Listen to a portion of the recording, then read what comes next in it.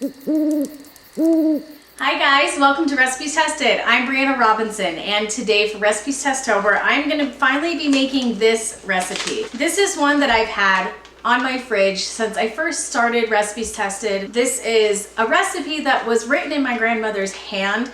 I don't know if she's the author of the recipe. I don't know where this came from. I honestly didn't even do much research on it to find out. I just kind of saw this recipe, I recognized my grandmother's handwriting, and I thought that this was something that I really needed to save for a special occasion. These are her Mocha Walnut cookies. And I wanted to make this for Recipes Testover because I love the sound of it. It sounds so cozy and warming. I mean, to me, there's nothing better than cozying up with a little snack and a warm cup of coffee, watching Netflix or something like that. And with these being mocha, I feel like these fit the bill pretty well.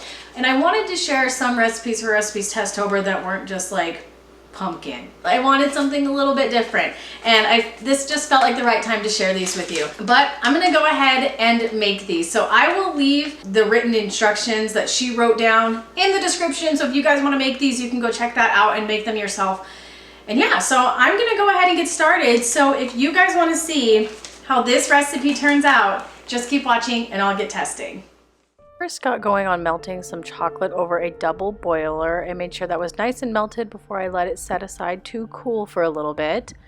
And then I also got going on making a little tiny espresso mixture and let that cool as well and set that both aside. Then I got going on the cookies. So I got some butter, equal parts brown sugar and granulated sugar, and blended that all together.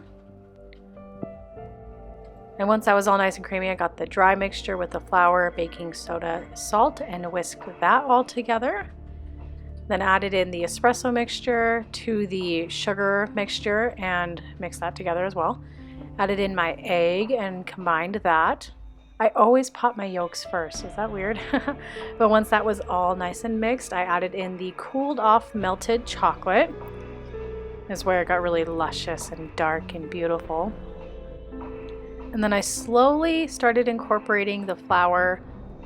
I mean, it just got really thick pretty quick. So I switched to a spatula, added in the rest of the flour, and mixed that in like I'd usually do about 90% of the way before I added in the mix-in. So I added in the walnuts and mini chocolate chips.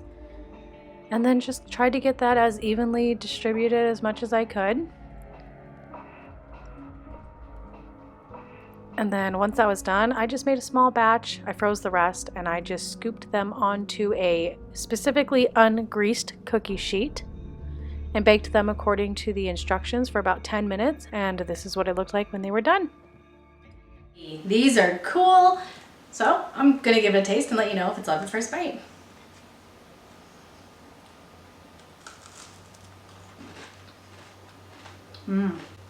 So for me, I do not get a ton of coffee mocha flavor. These are kind of like a chocolate walnut cookie. I would not really like to call these a mocha because for me, the coffee flavor is not really standalone.